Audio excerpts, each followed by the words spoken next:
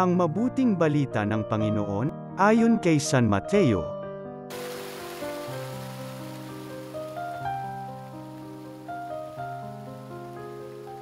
Noong panahong iyon, si Jesus ay nagpunta sa lupaing malapit sa Tyro at Sidon.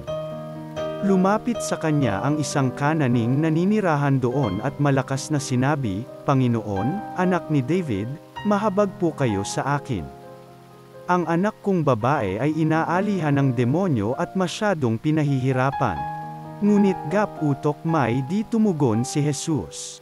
At lumapit ang kanyang mga alagad at sinabi sa kanya, "Pagbigyan na nga po ninyo at nang umalis.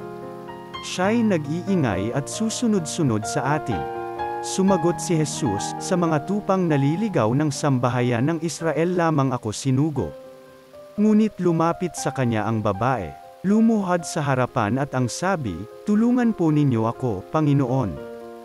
Sumagot si Jesus, "Hindi dapat kunin ang pagkain ng mga anak upang ihagis sa mga tuta." "Tunay nga po, Panginoon," tugon ng babae. Ngunit ang mga tuta man ay nagsisikain ng mumong nalalaglag sa hapag ng kanilang Panginoon. Kaya't sinabi sa kanya ni Jesus, "Napakalaki ng iyong pananalig. Mangyayari ang hinihiling mo." At noon di gumaling ang kanyang anak. Ang mabuting balita ng Panginoon.